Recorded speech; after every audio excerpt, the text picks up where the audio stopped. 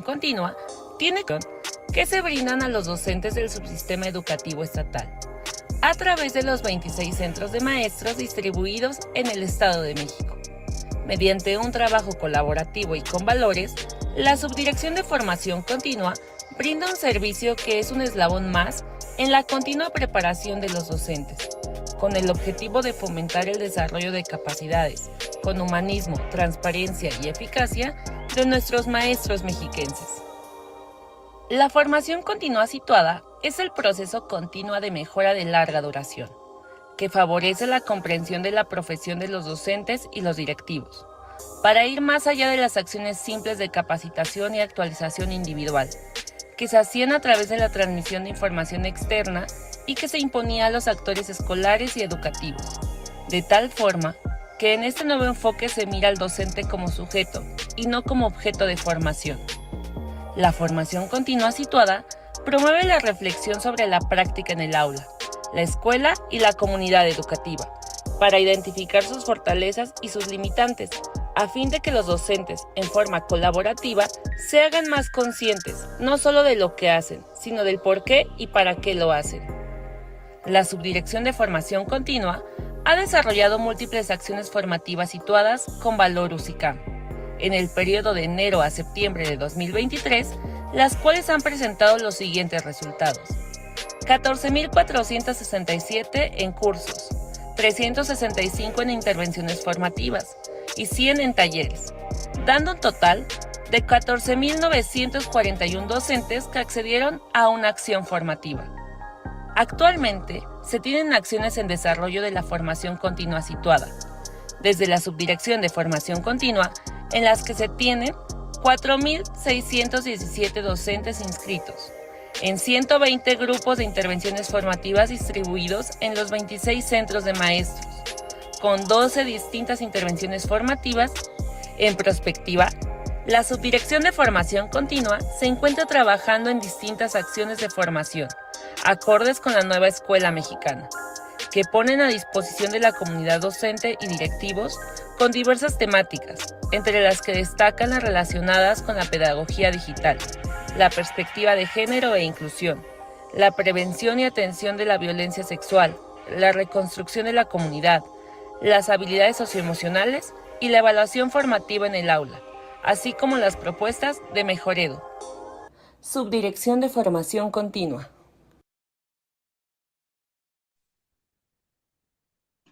Muchas gracias. Gracias. Bueno, les comparto la logística del evento, que será la siguiente. Se llevará a cabo la conferencia, la evaluación de los aprendizajes en la nueva escuela mexicana. Posteriormente, habrá un espacio de preguntas y respuestas. Las preguntas se recuperarán a través del chat de Zoom y también de YouTube por parte de mi compañera, la maestra Adriana Álvarez, ¿sí? Por lo que les invitamos a que esas dudas, esas inquietudes las puedan colocar en el chat de YouTube y también de Zoom. De igual manera, pues les solicitamos su apoyo para que nos puedan regalar un like en nuestra conferencia, ¿sí? Sobre todo, pues nuestros amigos de YouTube. Muchas gracias. Ahí pueden externar sus valiosos comentarios. Reiterar que quienes se inscribieron a través de la plataforma del Sistema Integral de Formación Continua, a través del chat de las plataformas Zoom y YouTube, se va a compartir un link. Hay que estar al pendiente de ese link para el registro de asistencia y la elaboración de su constancia. Nos sentimos muy honrados y agradecidos de contar con la presencia de la doctora Heréndira Piñón Avilés, debido a su amplia trayectoria, por lo que a continuación presentaremos una breve semblanza de su gran experiencia.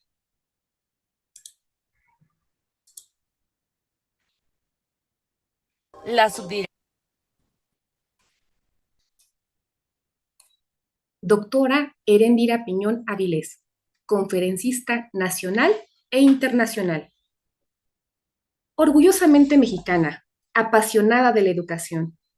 Muere lentamente quien no viaja, quien no lee, quien no escucha música, quien no haya encanto en sí mismo. Marta Medeiros.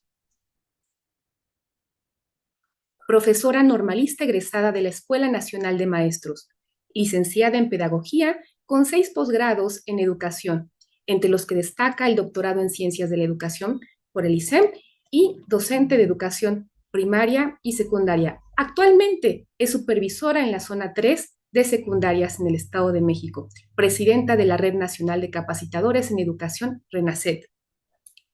Ha participado en congresos en países como Chile, España, Colombia y México, coordinadora estatal en el proceso de la reforma de educación secundaria en México del 2006 al 2012. Participó en el programa de centros de maestros y se ha dedicado a la capacitación y actualización docente desde 1992. Recibió el doctorado honoris causa. De igual manera, ama la naturaleza y le gusta viajar y compartir tiempo con sus amigas. Promotora de la cultura de nuestro país, jovial, risueña, amorosa y divertida.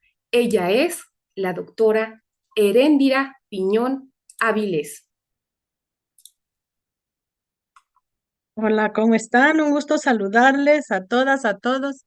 Muchas gracias a la Subdirección de Formación Continua, al doctor Jesús Vargas Miranda en particular y a sus representantes. También al doctor Ricardo René Palacios Villanueva, un gusto saludarles.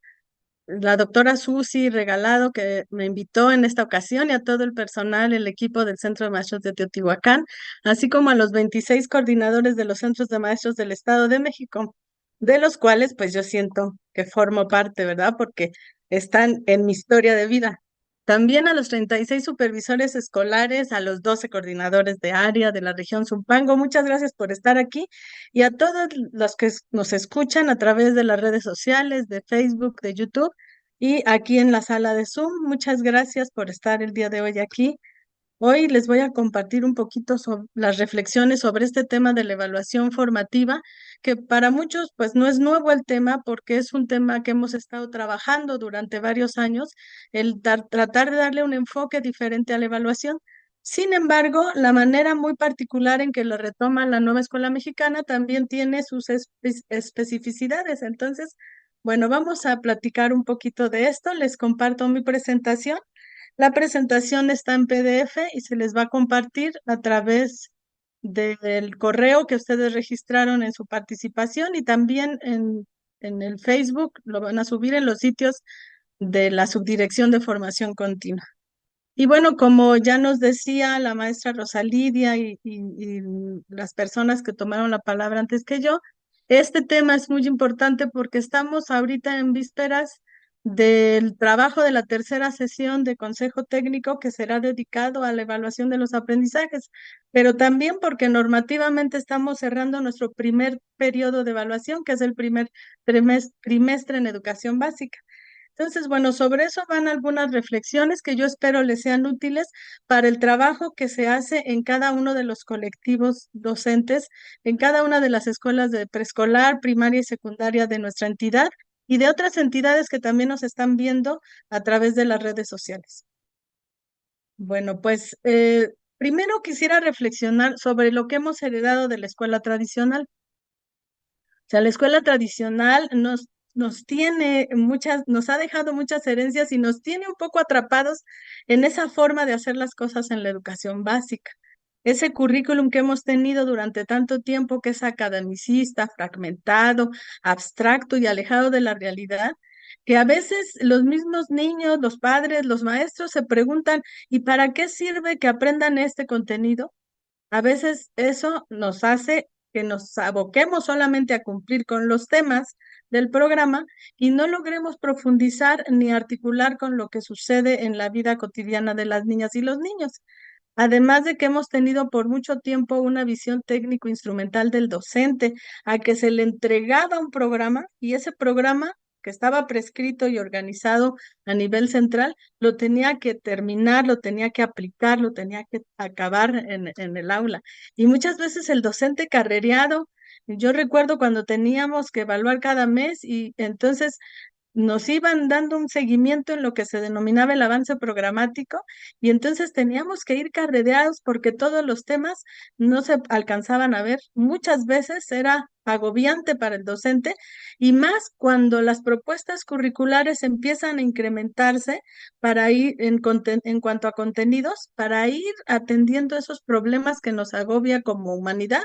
Por ejemplo, pues hay un problema de educación ambiental, que entonces que la escuela tenga una materia o contenidos de educación ambiental. Que vida saludable porque no comemos bien, no hacemos ejercicio, tenemos primer lugar de obesidad infantil, entonces vida saludable en la escuela desde preescolar, primaria y secundaria. Y entonces se agobia. Nosotros tuvimos en el Estado de México que atender la asignatura de igualdad de género por las problemáticas que se tienen en la entidad. Y entonces ese abordaje tan superficial de los contenidos hace que se quede en las fechas, en informaciones, en algoritmos, en fórmulas, con un conocimiento que es de orden inferior. Y además al cual le hemos otorgado por esa herencia de la escuela tradicional un valor de cambio por notas, pero sin valor de uso en la vida personal y profesional del ciudadano. O sea, el alumno, el estudiante, el maestro, la maestra, están acostumbrados a decir, esto va a contar para la evaluación, esto anótenlo porque va a venir en el examen, o esto cuenta tantos puntos, tantas firmas. Eso es lo que hemos heredado de la escuela tradicional. Es una pedagogía de talla única, además, donde parece que queremos homogeneizar, aunque el discurso y la teoría dice que todos los niños son diferentes, que todas las personas somos diferentes. Bueno, desde la era industrial heredamos esa idea de como si fueran todos igualitos, a que marchen, a formarlos, por ejemplo, prácticas que luego no sabemos qué sentido tiene, como formarlos todos a la hora de la entrada y además hacer estos ejercicios de coordinación militarizados que se heredaron de ese tiempo. No quiere decir que no tengan utilidad, lo que pasa es que los repetimos mecánicamente sin analizar su utilidad. ¿Sí? Además, tenemos grupos organizados de 25 a 35, 40, 50 individuos de la misma edad que aprenden los mismos contenidos con los mismos materiales, al mismo ritmo, de la misma manera y con los mismos métodos. Estos párrafos están en el plan de estudio, en el análisis que se hace sobre lo que hemos heredado en ese tiempo de la escuela tradicional. Entonces, esa pedagogía que fue siempre entendida como transmisión unidireccional y abstracta de información del docente hacia el aprendiz, que es un receptor pasivo, parece que no se nos quiere olvidar, la seguimos repitiendo, reciclando y necesitando.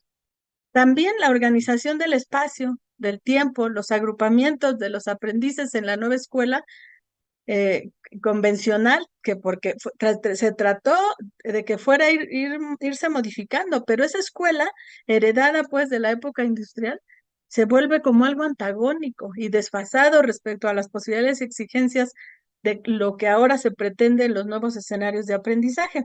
Entonces, tenemos que empezar a atrevernos a hacer cambios al interior de nuestras instituciones, aunque normativamente hay cosas que todavía no están establecidas, porque esperábamos, por ejemplo, un cambio en la escala de calificaciones y no lo hubo. Normativamente sigue siendo igual que cuando estaba aprendizaje es clave. Y entonces, como esperábamos novedades, pero no las tenemos, nos ceñimos a aquello y no nos atrevemos a hacer pequeños cambios en el trabajo escolar. Como ejemplo, les puedo hablar de los recreos. El recreo en la escuela está acotado a 1 hora en todas las escuelas a la misma hora. En ningún lado normativamente dice que tiene que ser a esa hora, ni tampoco que tiene que ser un solo recreo de media hora o de 20 minutos en secundaria. Y las neurociencias nos han dicho que los niños necesitan, entre más pequeños, descansos, pequeños descansos o reactivar por eso ponemos las pausas activas, pero las ponemos dentro del horario con una jornada que es rígida, pero no pensamos en la posibilidad de hacer pequeños recreos o recreos diferenciados para los niños de los grados inferiores y los superiores. O sea, no lo hacemos así, todo lo hacemos igualito, porque así ha sido siempre y a veces ni tenemos una explicación de por qué así ha sido. Eso es lo que hemos heredado. Y todo esto es antagónico y desfasado respecto a lo que se necesita, porque el aprendiz contemporáneo, esos niños que ustedes ven ahí en esas imágenes, los que tienen ustedes en las aulas, en la escuela, y los que tienen en su casa hijos, nietos, sobrinos, ustedes ven cómo adquieren información y adquieren aprendizajes a través de diferentes influencias. Van reconstruyendo y creando conocimientos en esas redes que construyen, redes familiares, sociales, que se dan en cualquier momento y en cualquier lugar. Y ahora con múltiples dispositivos y pantallas. O sea, es increíble ver a un niño pequeño de 2, 3 años cómo ya pasa la pantalla en el celular o cómo logra conectar y buscarla en YouTube o en uno de los dispositivos que tienen en alguna plataforma, logra encontrar lo que quiere ver. Increíble para muchos adultos que somos migrantes digitales y que nos cuesta trabajo a veces estarle picando aquí o allá. Los niños no. Y además el lenguaje que utilizan, el vocabulario tan amplio que se va generando con esa interacción.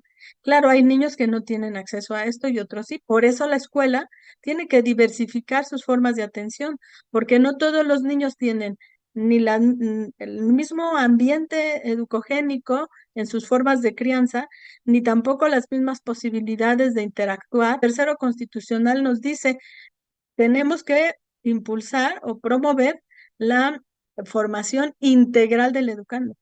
Cuando nos habla de la formación integral, tenemos que pensar en todos los aspectos de su vida. Y nos hemos dejado influir por ese pienso y luego existo que surgió desde antaño como un eje que definió la racionalidad para poder entender la personalidad humana, o sea, primero lo racional, y todo eso tiene que ver pues con la época de la Ilustración y todo eso, y de ahí heredamos una escuela, esa escuela que le da mucha importancia. A veces los niños están jugando y pasa el director y dice, pero ¿por qué están jugando? Están haciendo una actividad de jugar, ¿a qué hora van a ponerse a trabajar? Porque ese director tiene una idea tradicional de lo que implica estar trabajando en la escuela. Y si entonces el docente pareciera que está perdiendo el tiempo, ¿no? Porque está jugando, cuando está trabajando con actividades lúdicas. Eso tiene que ver con esta herencia que tenemos, ¿no?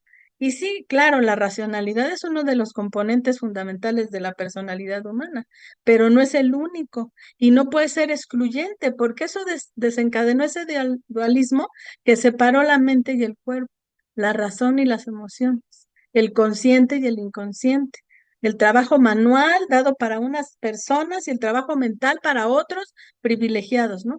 Entonces todo eso se fue dividiendo y entonces cuando alguien decía, yo escogí una carrera de ingeniería donde las matemáticas están presentes todo el tiempo, todos decían, ¡ay, es un genio!, ¿no? Y aquel que dijo, escogió las artes, ese no como que, bueno, ¿y de qué vas a vivir porque escogiste las artes? Porque no hay un equilibrio en nuestra vida cuando las artes y las matemáticas son importantes, porque son formas de expresión de lo que el ser humano piensa, de lo que el ser humano construye. Y entonces, este peso que se le ha dado a la racionalidad ha impedido establecer puentes para abordar de manera interdisciplinar los problemas tan complejos de la vida cotidiana.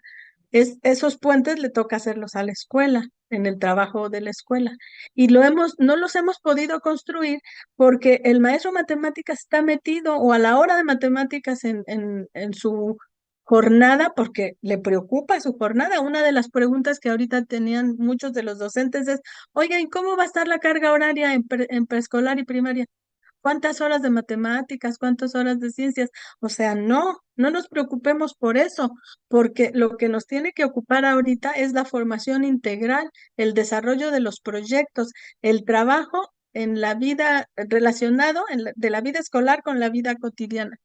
Y eso, pues, nos ha hecho centrarnos en una forma de hacer escuela que incluso excluye las emociones, aunque de repente nos aparece ahí como algunos contenidos o aprendizajes que tenemos que abordar en lo socioemocional, pero como si fuera aparte, ¿no? O sea, aparte el español, aparte las matemáticas, aparte las ciencias y aparte.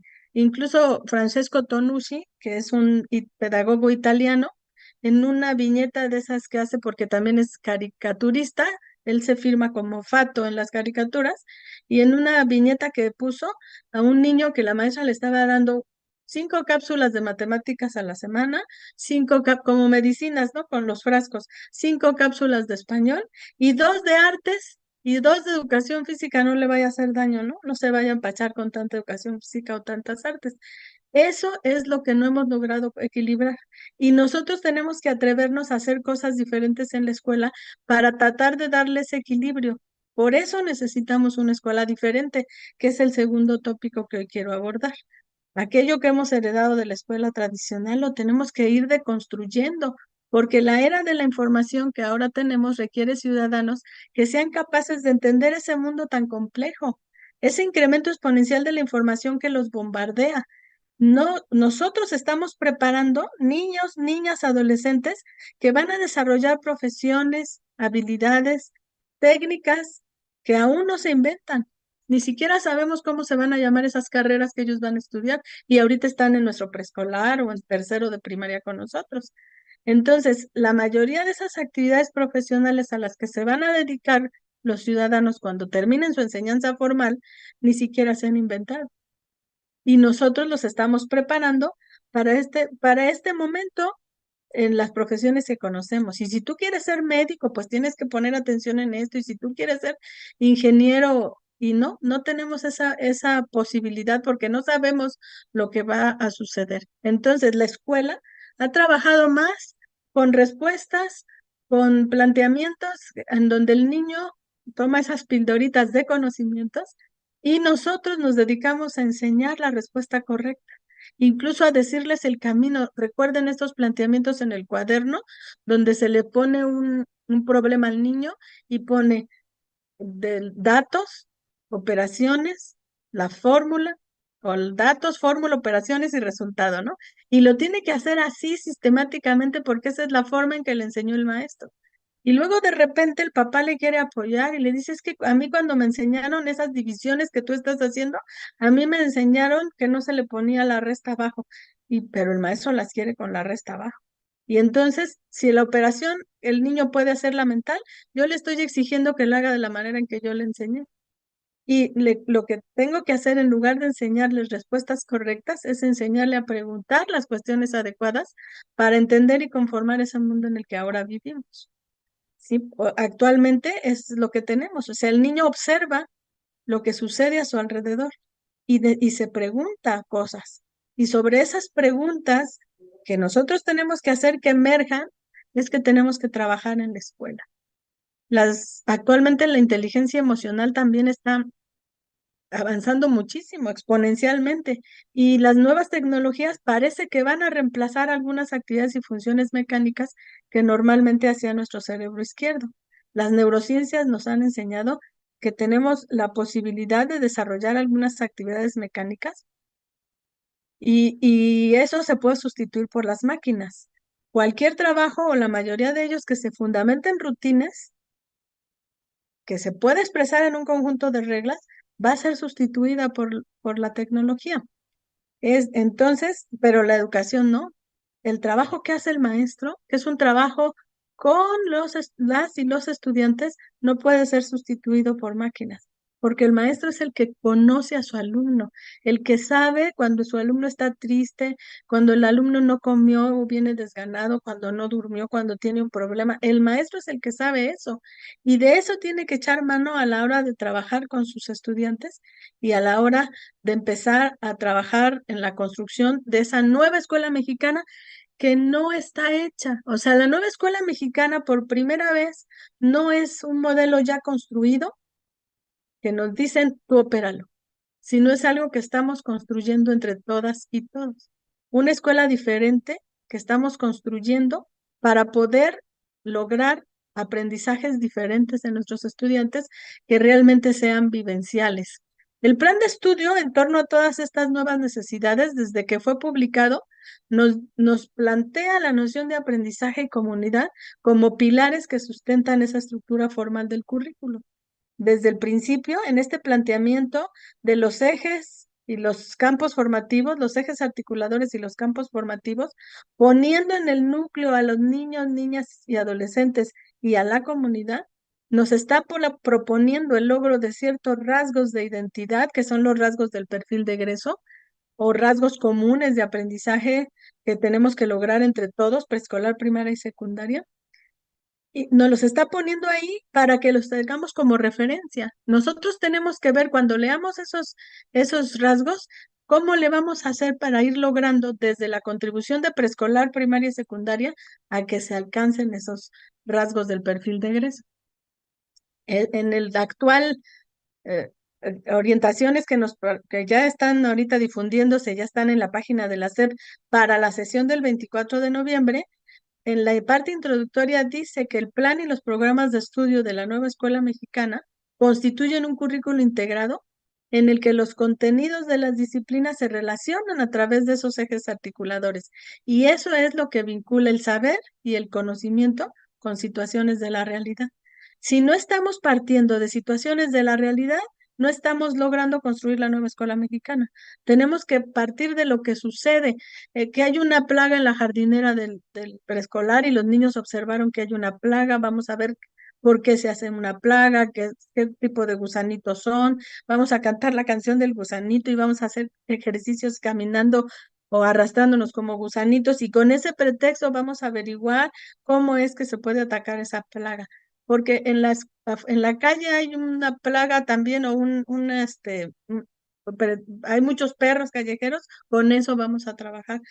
Hay una laguna que está contaminada, con eso vamos a trabajar, o hay un canal de aguas negras que nos está ocasionando problemas, con eso vamos a trabajar. Que no comen bien los niños, con eso vamos a trabajar. Que no comparten entre ellos, con eso vamos a trabajar. O sea, con la lectura de la realidad de lo que estamos viendo, vamos a trabajar el aprendizaje de las y los estudiantes, porque este se concibe como una acción. El aprendizaje no es algo que se da, sino que se concibe como una acción que se produce en esa interacción social, en contextos particulares y mediante el uso de diversos objetos y símbolos culturales. Entonces, eso es lo que tenemos que hacer, que hay una celebración en la comunidad por un santo patrono, que hay vamos a celebrar la Revolución Mexicana o la Independencia o el Día de Muertos o que se acercan las Navidades. En esas posibilidades de símbolos culturales y de diversos objetos es donde vamos a ir encontrando esa interacción social para que los niños y las niñas aprendan. Entonces, el desarrollo y aprendizaje de nuestras niñas y niños se va a entender a partir de la participación en las prácticas sociales, en las comunidades en donde ellos se desenvuelven, en la comunidad del aula, en la comunidad de la escuela, en la comunidad, en la colonia, en la familia. Entonces, cuando nosotros estamos trabajando eso, y dándonos cuenta que el niño está logrando desarrollar esos aprendizajes, esos procesos de desarrollo de aprendizaje que tenemos en el programa sintético y que ya reorganizamos en nuestro programa analítico a partir de la lectura de la realidad. Entonces nosotros para poder evaluar esto lo tenemos que hacer a partir de observar cómo el niño se desenvuelve en esas prácticas sociales.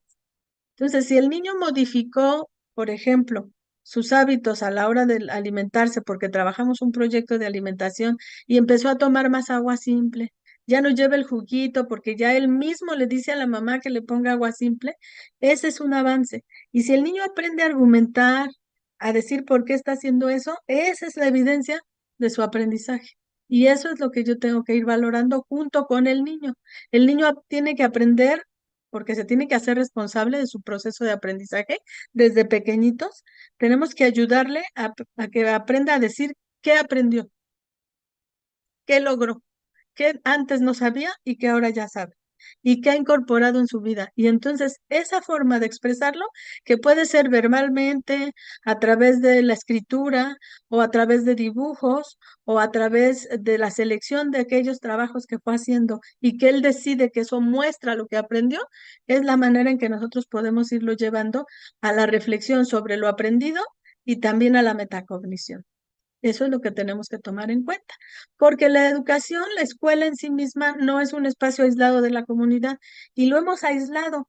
Algo pasó en el transcurso de nuestra evolución como sistemas educativos, que por la inseguridad, que por la necesidad de tenerlos en un espacio físico determinado, parece como si las bardas que están alrededor de las escuelas las levantamos como grandes muros para romper con la comunidad. O sea, como si esos niños que entran a la escuela no tuvieran nada que ver con lo que hay allá afuera. Y eso es lo que tenemos que cambiar, ¿no? Entonces, la escuela es un punto de encuentro. Es una experiencia más de aquellas que tiene el estudiante o la niña, el niño, con su familia, con la comunidad, con sus amigos, pero esta experiencia escolar es única e insustituible y se debe relacionar con otras vivencias de la comunidad. Esos conocimientos, esos saberes, esos valores, esas relaciones que va construyendo nuestras niñas y nuestros niños, están establecidos en los programas de estudio, pero para ser incorporados de manera integral en su vida cotidiana, solo puede hacerlo de manera situada en el marco general de esa comunidad en la que habitan. Por eso la escuela tiene que considerar todos estos conocimientos y estos saberes socialmente construidos a través de la vida comunitaria. Entonces, si les decía, hay una plaga de gusanitos en las jardineras del preescolar. Entonces, con los niños vamos, observamos, recortamos algunas hojitas, las dibujamos, investigamos y el niño va y le pregunta a su mamá, oye, mamá, en la casa tenemos macetas, aquí ha habido plagas. ¿Y cómo le haces tú para quitar esas plagas? Y entonces al día siguiente va con lo que investigó en esa charla que tuvo con su mamá y le dice a la maestra y a sus compañeros, es que mi mamá usa un aerosol que tiene en la casa, que lo compró en el centro comercial. Otro niño dice, mi mamá hace una preparación con vinagre y eso le echa a las plantas porque también brillan con eso. Y otro niño, esos saberes que traen de la casa que los rescataron a partir del diálogo con esa otra comunidad con la que conviven, que es la familia, son los que van a traer y que tenemos que valorar porque son saberes socialmente construidos. Y darle sentido en el proceso de enseñanza-aprendizaje para discutir con ellos e inclusive para poder trabajar la problematización de aquello, porque entonces, a ver, un niño dice, mi mamá dijo que ella hace la preparación con vinagre porque el aerosol ese que se compra en el centro comercial daña el ozono. Óigame, sí, ¿qué es la capa de ozono? ¿Y por qué dice que daña el ozono los aerosoles? Y entonces puedo articular mi contenido con otra cosa a partir de lo que los niños están viviendo. Y luego otro dice, también mi mamá dice que si le ponen un mejoralito, las plantas se recuperan más rápido. Un mejoralito, ¿y qué es un mejoralito? ¿Qué contiene? Ah, no, pues contiene tales ingredientes, ¿no? Y eso no daña a la planta, no daña a la planta. Vamos a estudiar eso y les podemos poner videos, los podemos analizar. Y son niños pequeños de preescolar, pero ellos sí pueden hacer estas inferencias. Obviamente, si son niños más grandes, pues podemos trabajar con un enfoque STEAM para que generen una posibilidad diferente, ¿no? A partir de esos aprendizajes y una investigación más amplia, dependiendo de la edad de las niñas y los niños, ¿no? Y entonces eso es lo que no debemos perder que la comunidad es el foco de los procesos educativos, ¿sí? Entonces, cuando los niños van recuperando esas evidencias del trabajo, ahorita una persona en el chat pregunta sobre las evidencias, aquí lo que tenemos que impulsar es que esas evidencias sean seleccionadas por los niños. Porque si nosotros les decimos, todos me van a hacer un tríptico con lo que investigaron, y van a hacer un tríptico y van a poner en la primera parte esto, en la segunda esto, pues estamos prescribiendo el aprendizaje. Pero si los niños, uno trajo un organizador gráfico, otro hizo un dibujo, otro hizo una redacción de su investigación, otro trajo fichas de trabajo, el alumno selecciona y toma las decisiones de aquello que muestra lo que aprendió, lo presenta ante sus compañeros y lo explica, y sus compañeros lo coevalúan, y él se autoevalúa. Y entonces, en ese proceso de coevaluación, de autoevaluación, en el proceso de explicación que el niño tiene de lo que aprendió, es donde estamos nosotros colocando el énfasis para ver si se lograron los procesos de desarrollo de aprendizaje. Pero son los niños los que tienen que ir tomando las decisiones de qué es lo que muestra lo que aprendieron.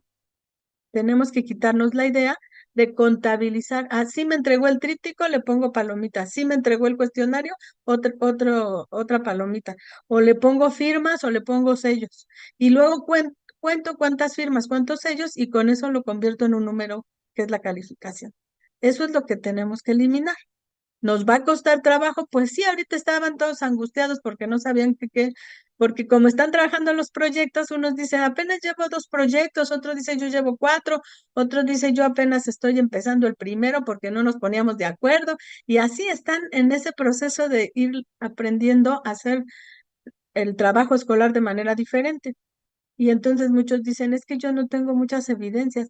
Claro que sí, porque observaste a tus niños, porque durante todo el proceso has tenido evidencias de si se interesaron por el tema, si trajeron información, si propusieron otras formas de trabajo. Esas son las evidencias, porque tú revisas tus PDA y vas a ver cómo el PDA te da la pauta para poder saber qué es lo que vas a evaluar.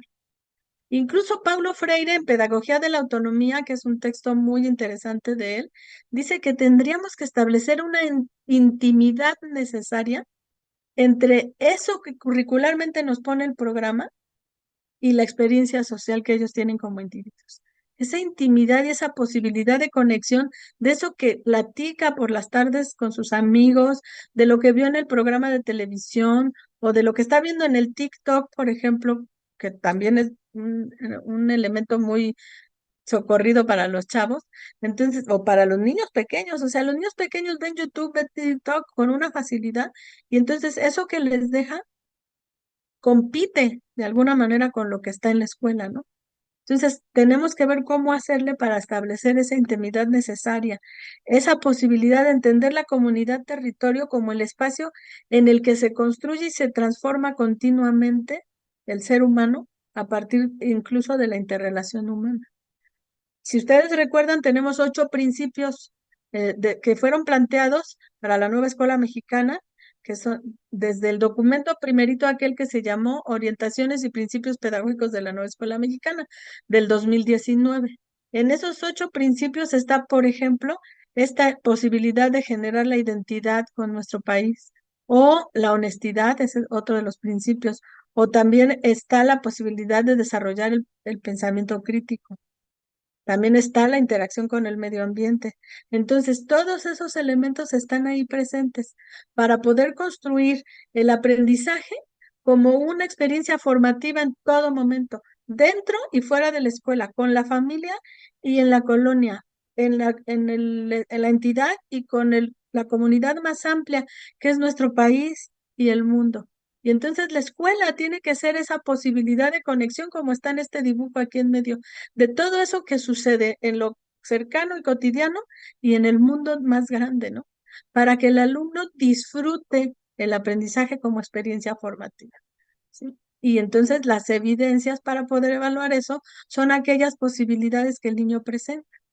Obviamente, para poder llegar a esto, tenemos que analizar y comprender los elementos que conforman el plan de estudio.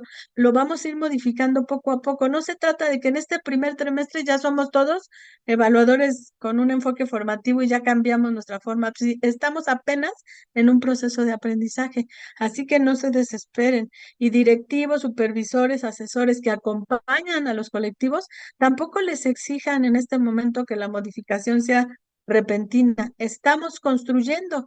A partir de esta primer vivencia en el trimestre de septiembre a noviembre que tuvimos, vamos a poder decir, yo sí pude hacer algunos cambios y en el consejo técnico los pueden comentar. Ya logré cambiar esto. Todavía no me pude deshacer de mi lista esa, donde voy poniendo ahí si entregó o no entregó, porque cuando viene la mamá a preguntarme por qué mi niño tiene 8, yo le tengo que decir, es que no me entregó el cuaderno o no me entregó esto. Bueno, esa preocupación es tuya y de la mamá tal vez, pero no tiene que ver con la nueva escuela mexicana. No, no te deshagas todavía de eso hasta que logres poco a poco ir transformando tu práctica evaluativa, despacito, para ir restando algunos elementos que son heredados de la escuela tradicional y que no me puedo desprender de ellos, y hasta llegar poco a poco a irlos sustituyendo por otros elementos que sumen a un proceso de evaluación formativa. Para eso, pues tengo que entrarle fuerte a analizar y comprender esos elementos. Para poder trabajar esta idea de una evaluación para el aprendizaje. No es evaluar los aprendizajes de los niños, no es que yo voy a evaluarlos a ellos. Vamos a evaluar para poder aprender.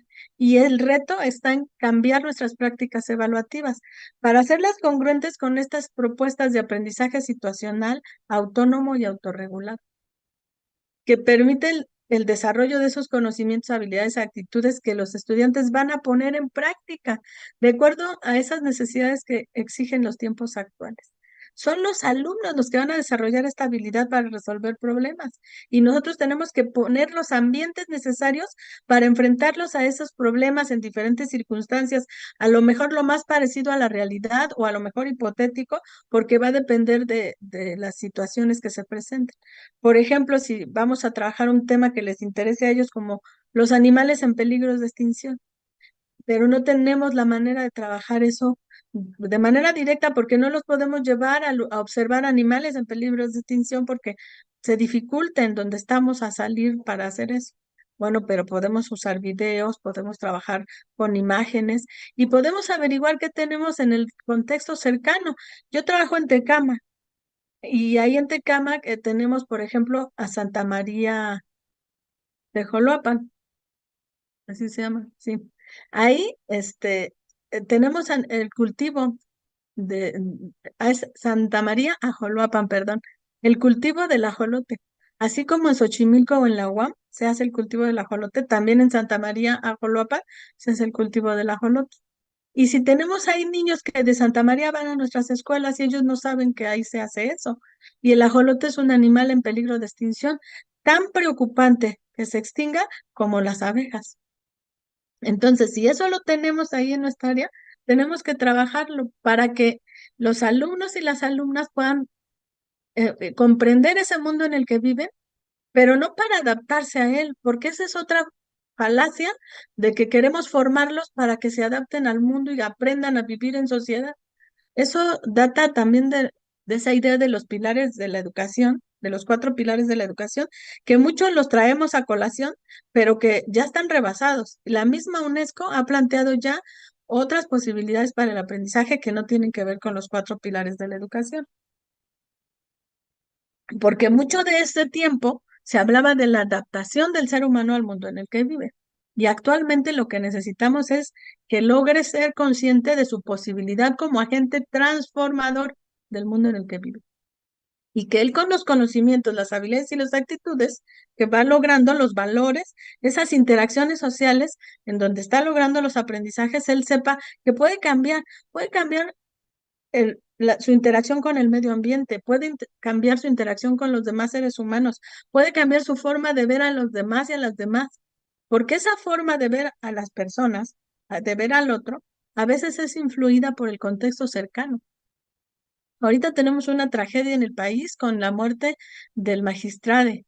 Es una cuestión de veras terrible, porque es un crimen de odio, de homofobia. Entonces, muy difícil la situación porque muchas veces nosotros somos partícipes de esa reproducción de formas de ver el mundo de nuestras niñas y nuestros niños.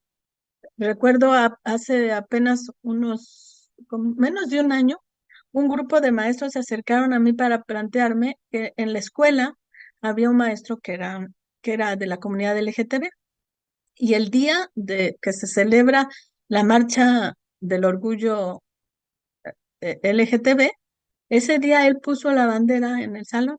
El director se puso furioso, furioso por esta cuestión de que el maestro hubiera puesto la bandera de la comunidad LGTB en la escuela.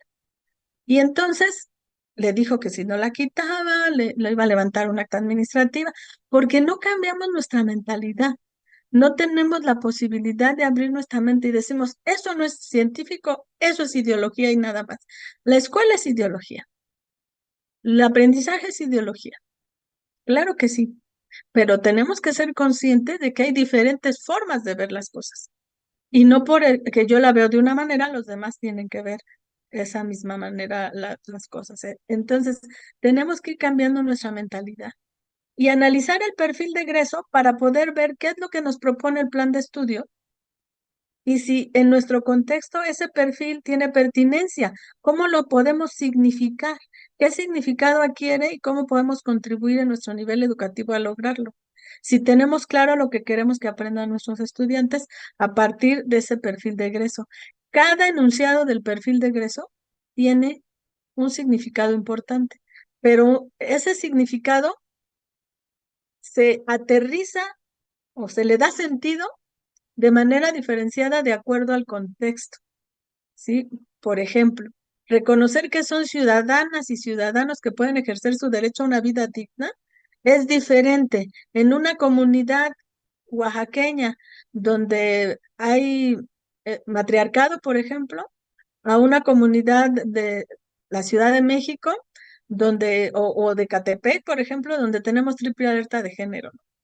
O sea, es diferente el significado que puede tener esa idea de tener derecho a una vida digna, porque se analiza en contexto. O sea, la idea esencial es la misma, tener derecho a una vida digna, a decidir sobre su cuerpo, a construir su identidad personal y colectiva, a vivir con bienestar y buen trato.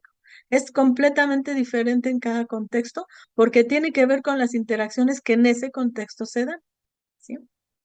Entonces, eso es lo que tenemos que trabajar con ellos, analizar nosotros entre colectivo, en el colectivo docente, analizar cada uno de estos enunciados del perfil de egreso para ver qué significado tiene nuestro contexto, ver los ejes articuladores, los campos formativos, los contenidos, los PDA, hacer la lectura de la realidad para entender los problemas del contexto, las necesidades del contexto y las posibilidades del contexto, los obstáculos que el mismo contexto nos pone para trabajar con ciertos contenidos.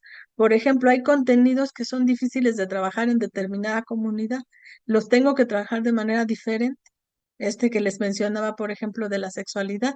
Hay comunidades en donde es casi imposible trabajar este tipo de contenidos, que primero se tendría que trabajar con los padres de familia antes de abordarlo con las niñas y los niños. Pero otras comunidades en donde no. Entonces, todo eso es lo que tenemos que aprender a tomar decisiones. ¿Quién toma las decisiones? Bendita autonomía profesional y bendita autonomía curricular. Está en la ley, ahí está señalado, y nosotros somos los que tomamos las decisiones al interior de cada colectivo escolar, no por imposición del director, ni por imposición del supervisor, ni del asesor, ni de nadie, sino porque cada colectivo analizó, hizo su lectura de la realidad y tomaron sus decisiones. Y nos toca a los externos, supervisores, asesores, apoyarles, centros de maestros, espacios de formación de docentes, apoyarles para entender ese contexto y sugerirles formas de hacer las cosas, para que entonces ellos tomen la decisión de cómo hacerlo. Son 10 enunciados. Cada enunciado tiene un sentido que se le otorga a partir de la lectura de la realidad y las vivencias que cada colectivo tenga. Necesitamos revisarlos, analizarlos, porque si no lo hacemos en colectivo, no vamos a lograrlo. Y claro que en los colectivos, por ahí me está diciendo una maestra, Fanny Rosales, a veces dentro del colectivo tenemos personas que son las que van al contrario de los demás, ¿no? 2 o 3, por ejemplo, homofóbicos o que dicen, no, no, yo doy mi materia y a mí no me importa lo que los demás den, o que todo eso, ¿no? Sí, entonces sí tenemos eso. No solamente al interior del colectivo, a veces son fuerzas que vienen de fuera, cercanas, de los asesores, de los supervisores, o a veces de la misma comunidad con los padres de familia. Pues sí, con eso tenemos que luchar. Y me dice que qué haría yo, pues trabajarle duro para poder poco a poco ir viendo cómo podemos, para ir avanzando en el logro de estos rasgos del perfil de egreso. Todos esos, cada uno, fíjense, valora sus potencialidades, o sea, el niño capaz de valorar sus propias potencialidades cognitivas, físicas y afectivas, y a partir de eso mejorar sus capacidades. De eso se trata, ¿no? Desarrollan una forma de pensar propia, son capaces de argumentar su posición, por ejemplo, ante las situaciones de discriminación, de racismo, y son capaces de oponerse a cualquier injusticia que ellos están viendo que se está dando por esa razón. Entonces, ¿y qué voy a evaluar? Los cambios de actitud, las muestras que ellos están dando de que están adquiriendo esos aprendizajes a través de los entregables y de las evidencias que ellos van a escoger, no que yo les voy a imponer. que ellos van a mostrar en los proyectos, porque a lo mejor es una exposición, porque a lo mejor es un tríptico, a lo mejor una maqueta, a lo mejor un organizador gráfico, ellos que decidan, o a lo mejor una muestra artística donde todos expresan su opinión acerca de la posibilidad de decidir sobre su cuerpo, por ejemplo, ¿no? Eso es lo que tenemos que ir analizando y eso es lo que tenemos que evaluar. Porque si nosotros decimos, es que yo evalúo con una rúbrica, ¿y qué vas a evaluar? Pues la exposición de los niños. Ok, vamos bien, hasta ahí parece que sí. Pero en la exposición evalúas que si domina el tema, que si trajo el material, que si lo hizo con voz fuerte, pues ya te perdiste. Porque ¿dónde está el PDA? Entonces, aunque sea rúbrica, esa rúbrica al servicio de qué está. Si está al servicio de la valoración de los PDA, entonces sí, pero si está al servicio de poder comprobar lo que tú quieres comprobar en cuanto a cumplimiento o no cumplimiento, pues entonces ya no sirvió, ¿no? Fíjense todo lo que dice cada uno de los enunciados. Se perciben a sí mismas y a sí mismos como parte de la naturaleza. O sea, no que hacen uso de la naturaleza para su beneficio, sino se perciben como parte de la naturaleza, conscientes del momento que viven en su ciclo de vida. Y entonces, si vemos eso de los gusanitos en el jardín y que estamos trabajando con las plagas, también vamos a ver cómo el gusano tiene un tiempo de vida. Y a lo mejor puedo ver cómo la oruga, o si vivo en una comunidad, por ejemplo, acá del lado de Villa Victoria y demás, puedo ver, por ejemplo, que por ahí pasan las mariposas monarca. Y en esa observación ellos pueden hablar del ciclo de vida de los seres humanos, de sí mismos, y entonces van pudiendo entender que como parte del medio ambiente, también somos seres vivos que nacemos, nos desarrollamos, nos reproducimos y morimos. Y entonces en ese proceso de entendimiento de lo que significa el ser un ser vivo, también tenemos que hablar del cuidado del medio ambiente, pero también del cuidado de sí mismo, del cuidado para tener salud física, salud mental, salud sexual, salud reproductiva, ¿sí? El instrumento, dice ER, que cuáles instrumentos sí sirve, te sirven los instrumentos como unas listas de cotejo o como las rúbricas, hasta los exámenes, sí te sirven, pero lo que pasa es, ¿para qué? Que tú tienes que ser consciente de para qué te sirve ese instrumento, cómo lo construyes junto con tus estudiantes y qué es lo que vas a evaluar, porque tu referente de la evaluación son los PDA. No es tu referente de la evaluación si entregó o no entregó, si hizo o no hizo lo que tú le exigiste en la tarea, lo subrayó con rojo o con azul, porque esos son algunos de los aspectos que ponemos en las listas de cotejo. Eso es lo que tiene que cambiar. Los instrumentos sí son eso, no, incluso el examen, porque no tenemos que satanizar el examen, ¿no? ¿Sí? Tenemos que ver cómo podemos transformar nuestra posibilidad de evaluar para el aprendizaje. Yo insisto en eso, evaluar para el aprendizaje. No es evaluar el aprendizaje de los alumnos, ni evaluarlos a ellos, es evaluar para que se logre el aprendizaje. Revisar cada uno de los 10 rasgos me va a permitir ir entendiendo hacia dónde va esto. No los leo, ¿verdad? Porque si no me entretengo ahí. Pero entonces, razonar en para qué evaluar. Porque el aprendizaje del estudiante no es un elemento unidimensional, es complejo y multidimensional. Y es necesario valorarlo de diferentes formas, porque si el alumno se enfrenta a un examen escrito tradicional donde le van a preguntar fechas, datos y demás, ese examen solamente es para un tipo de estudiante, no para todos, porque habemos unos que nomás no se nos da aprendernos las fechas, o nos cuesta trabajo la memorización, o nos ponemos nerviosos cuando nos dicen que va a haber un examen. Y entonces, esa herramienta es útil, pero la tengo que diversificar y no tiene que ser la única herramienta para evaluar, ¿no? ¿Sí? Entonces, todo eso se tiene que ir haciendo. La evaluación es ese proceso que me va a permitir recopilar información. Soy yo junto con mis alumnos el que decide qué tipo de información, con base en distintas fuentes de evidencia. ¿Sí?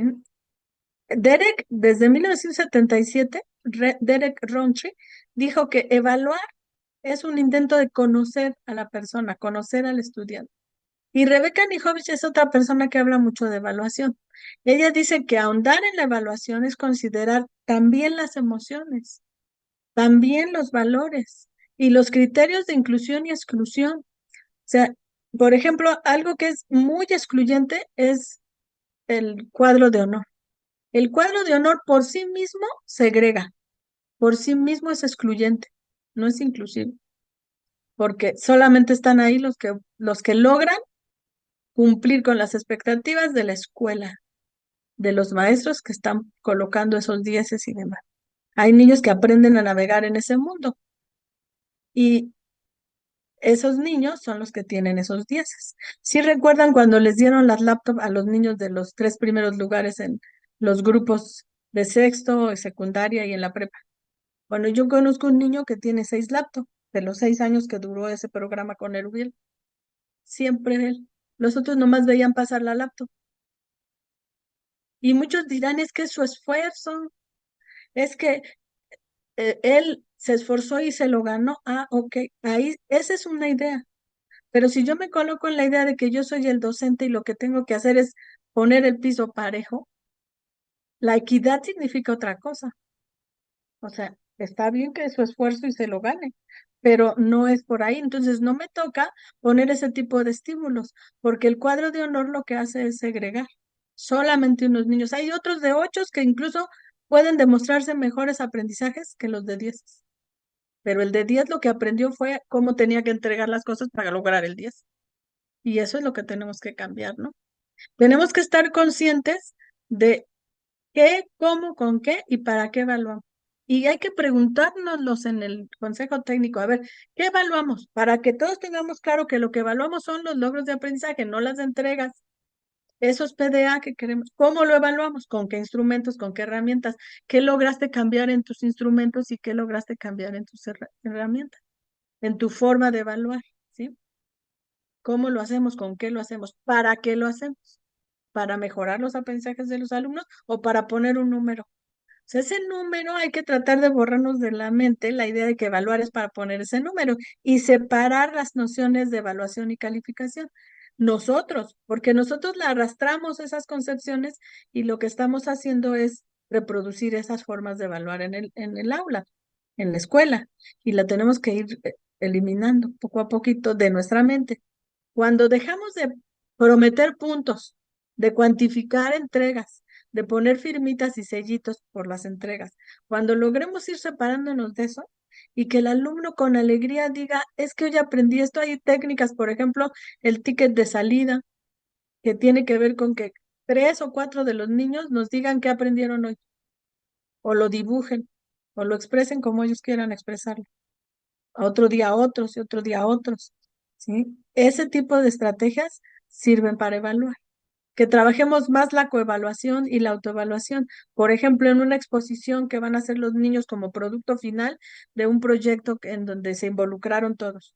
Y van a también a trabajar van a hacer esta exposición a los de sexto con los de tercero, por ejemplo. Y entonces que los de tercero también participen en la evaluación, en la coevaluación, y los niños de sexto se autoevalúen. Y si invitamos a las familias, pues también las familias que evalúen, ¿no? Para ir logrando esta posibilidad. Si no cambiamos nuestra forma de evaluar, aunque cambiemos el trabajo de cómo enseñamos los proyectos, cómo trabajamos en la escuela, no estamos haciendo un cambio coherente con ese cambio deseado de la nueva escuela mexicana, porque está ligado a enseñar, aprender y evaluar. Son 3 procesos inseparables que tendríamos nosotros que hacer coherentes en su forma de desarrollo. Porque si no lo hacemos así, estamos produciendo efectos contradictorios en la formación del alumnado. En los proyectos le estamos dando énfasis, por ejemplo, a su participación entre pares, a que investiguen, a que reflexionen, a que desarrollen un pensamiento crítico. Con los ejes articuladores estamos viendo que logren desarrollar un posicionamiento frente a situaciones de igualdad de género, que la lectura y la escritura les sirvan para apropiarse de la cultura. Si están los ejes articuladores, están los contenidos de los campos. Estamos trabajando eso. Y a la hora de evaluar, otra vez cuantificamos. Entonces ya no es congruente. Enseñar, aprender y evaluar tiene que ser un proceso inseparable que debe ser coherente para que entonces el cambio sea congruente. Incluso el origen epistemológico y etimológico del verbo, el origen etimológico. Muchas veces evaluar se ha asociado a la idea de valuar, valuare, que tiene que ver con emitir un juicio de valor sobre algo.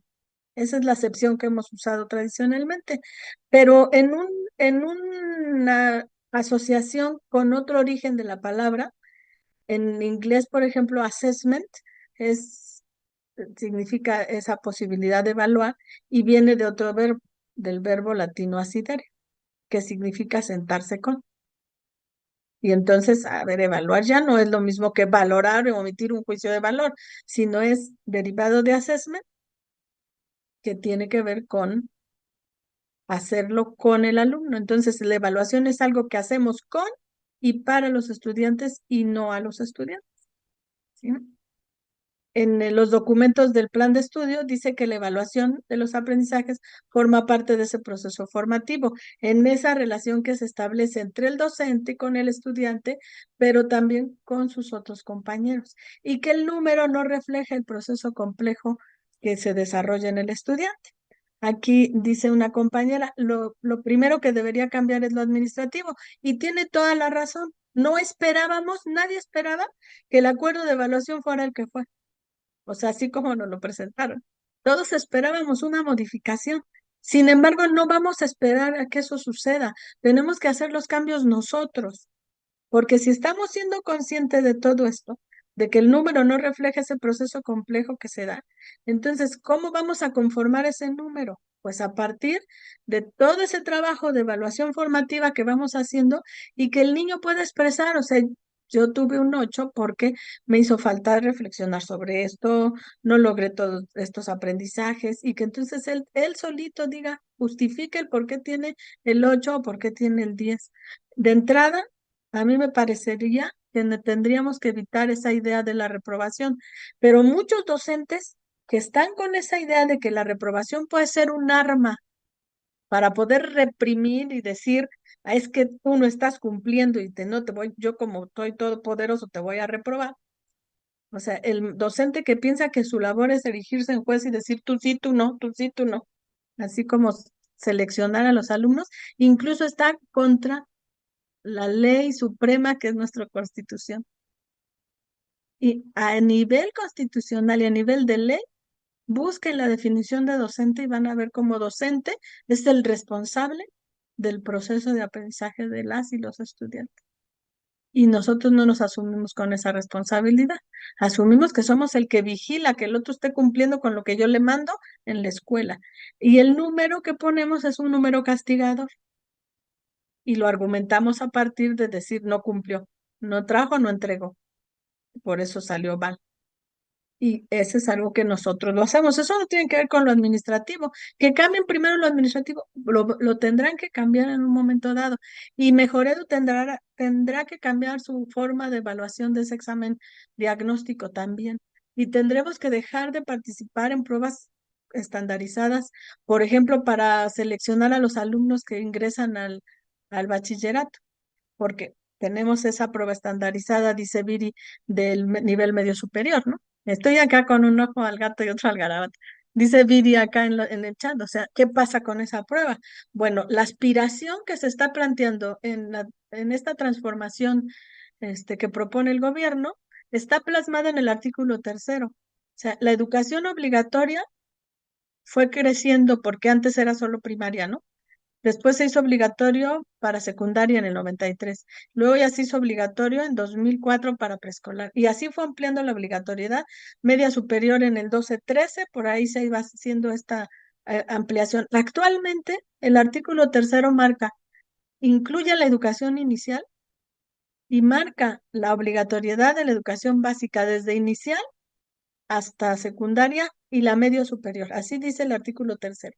Y la superior en los términos que marca la fracción 10ª del artículo 3º constitucional, que dice que es obligación del Estado proporcionar educación para todos sus ciudadanos de los 0 a los 23 años.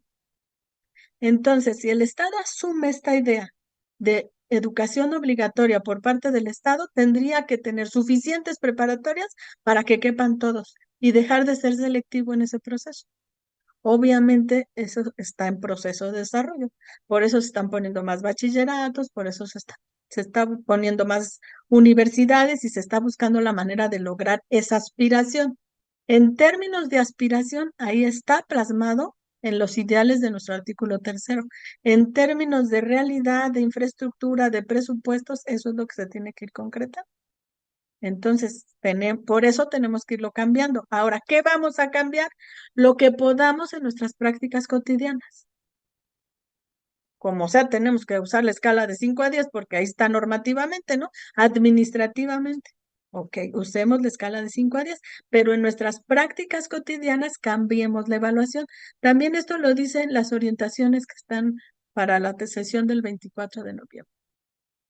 Entonces, recuperemos que la función principal de la evaluación es retroalimentar el proceso educativo y no solo al alumno en sus aprendizajes, también a las autoridades, también al propio docente, a través de ese diálogo que se establece y que desencadena procesos reflexivos. Ese diálogo lo que conlleva es la posibilidad de mayor participación de todos, o sea, del mismo niño en su proceso, de sus compañeros, de sus padres, de todos, ¿no? La observación sistemática, la cual yo me tengo que hacer bien ducho para observar esos rasgos que me están mostrando que el alumno está modificando conductas, adquiriendo habilidades, desarrollando habilidades, adquiriendo conocimientos, ¿no? Y junto con los niños para que esto sea asumido por ellos, contextualizado además respecto a los contenidos que se van abordando durante el ciclo escolar, no cuando me toca ya evaluar. ¿Y ahora cómo voy a evaluar? No tengo nada. Pues debiste tener desde el principio junto con tus niños, ¿no? Porque se evalúa para poner en evidencia ese trayecto recorrido y lo que falta por andar para poder emitir esa valoración, que además siempre va a ser provisional. De entrada, yo en este momento no me atrevería a ponerle menos de 8 a ningún niño. 8, 9, 10. Yo digo, yo les pondría 10. En este primer trimestre, con qué elementos yo docente me pongo a ponerle menos a los alumnos ahorita? Francesco Tonucci también lo dice en algún relato, busquen sus videos de Francesco Tonucci, y él comenta sobre un gran maestro que en alguna ocasión hizo ese ejercicio y le dijo a los padres de familia, bueno, ya tuve a sus niños estas primeras 2 semanas, ya los conocí, ya vi que todos tienen la posibilidad de aprender. En este momento todos tienen 10 y yo me encargaré junto con ellos de mantenerlo. Pero no, al revés, muchos maestros dicen, no, en el primer trimestre hay que ponerles bajo para que no se confíen. Fíjense nada más el manejo perverso de la evaluación, para que no se confíen porque no cumplen, porque no hacen, o sea, no cumplen y no hacen lo que tú les estás mandando, porque ese es un problema. Tú quieres ponerte en el rol de mandar, ¿no? Sí, hay una inconsistencia, Mónica, en tener que dar una evaluación numérica, totalmente, pero no nos hemos podido quitar eso porque dentro de la SEP y dentro de todos estos procesos en donde ahora estamos ya en competencia con otros países, pues hay la necesidad de la certificación. Por eso, porque para poderte promover tú como docente en la promoción horizontal, también tienes que presentar un examen. Pero esas inconsistencias las tenemos que ir derrumbando poco a poco, entre todos y todas.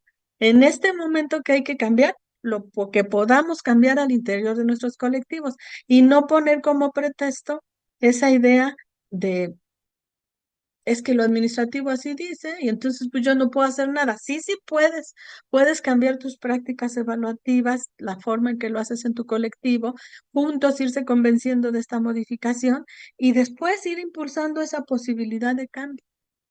¿Sí? Roselvira, estás rayando la pantalla.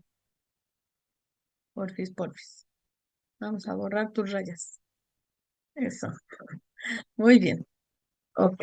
Entonces, bueno, la evaluación de los aprendizajes, entonces, también tenemos que aprender a diferenciarla de los dos momentos. El primer momento, que es la evaluación formativa, que se centra en ese proceso durante todo el ciclo, que van desarrollando los docentes con sus alumnos, y el de la acreditación, que es el momento de otorgar esa calificación y poder ir. Eso se logra, esos dos, a través del diálogo, de los puentes pedagógicos y de tomar el error como fuente de aprendizaje.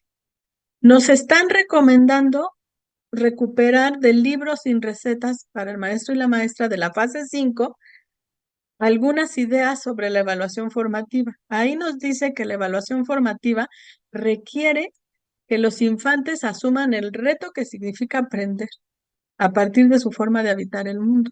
Y nos ponen este cuadro con las características de la evaluación tradicional y alternativa. La evaluación tradicional, en donde la muestra de que sí se logró el aprendizaje son las pruebas objetivas, hacia una evaluación alternativa donde la muestra de ese aprendizaje es a través de los proyectos, con los productos, los entregables, los debates, los portafolios, las exposiciones, los experimentos. Pasar del juicio evaluativo que se hace basado en la recopilación de información y cuantificar qué entregan de forma objetiva, a un juicio evaluativo basado en la observación, tanto del maestro sobre cómo va logrando los aprendizajes el alumno, como de sus pares con la coevaluación y de sí mismo con la autoevaluación. Y en la medida de lo posible, si es un proyecto, por ejemplo, de índole comunitario que involucró también a la familia, puede ser que la familia también pueda participar en ese juicio evaluativo. La focalización en la evaluación tradicional está centrada en esa puntuación que el maestro le va poniendo y quitando puntos, hacia una focalización centrada en el estudiante a la luz de sus aprendizajes. Este está en ese libro en la página 60, de ahí lo saqué. ¿Sí? El informe de la evaluación se presenta a partir de la puntuación que se le otorga con ese juicio evaluativo basado en la recopilación de puntos que fue obteniendo el alumno, hacia una evaluación alternativa donde el evaluador crea una historia evaluativa respecto al individuo o al grupo. Entonces, esa boleta, que puede tener un 8, puede tener un 10 o puede tener un 7, tiene un espacio para hacer algunos registros. Y entonces, por ahí vi en las redes, oiga, ¿alguien me puede dar frases para las boletas? Oye, frases ya hechas para ponerle a las boletas. O sea, como si cada niño es diferente. En una de las escuelas de mi zona, yo observé también que ellos tienen una libreta, le llaman la libreta de comunicación. Y en esa libreta, el último día de la semana se la lleva el niño y los papás ahí pueden interactuar de alguna manera leyendo a los docentes, porque va el reporte de todo lo que el niño hizo en la semana. Pero yo la estaba revisando y yo les decía, es que solo lo ocupan para escribir cosas negativas, que no trajo la tarea, que no participó, que estuvo de grosero, que no trajo los materiales. Y yo digo, ¿que estos niños ninguno hace cosas buenas? O sea, si es una libreta de comunicación, ¿por qué no le ponen lo bueno que hace el niño? Lo que logró, lo que aprendió, cámbienle el rostro a su libreta. Parece la libreta de la Inquisición. Entonces, no es la herramienta, es cómo la usamos. No es la boleta, es cómo la usamos. Eso es lo que tenemos que discutir en el Consejo Técnico a partir de esto que nos están proponiendo. Y ver la evaluación como una oportunidad para que las niñas y los niños pongan en juego sus saberes. También como una oportunidad para que los estudiantes para que el docente pueda comunicar a los estudiantes en qué va a ser evaluado y que construya esos criterios con ellos mismos, para valorar el desempeño de cada estudiante a partir del análisis de esas evidencias y ver cómo se aproximó a los PDA, para realimentar a los estudiantes, para que aprendan del error y para que se propongan nuevas metas. En los mismos programas sintéticos que ya fueron publicados oficialmente en el diario oficial, ahí dice, por ejemplo, donde leímos en unos consejos técnicos, nos pusieron a leer por campo, nos pusieron a leer la naturaleza del campo, los propósitos del campo. Bueno, ahí juntito a eso viene esto. Habla del trabajo pedagógico, que es fundamentalmente un encuentro entre personas. Personas que reconocen sus potencialidades, sus singularidades y sus condiciones.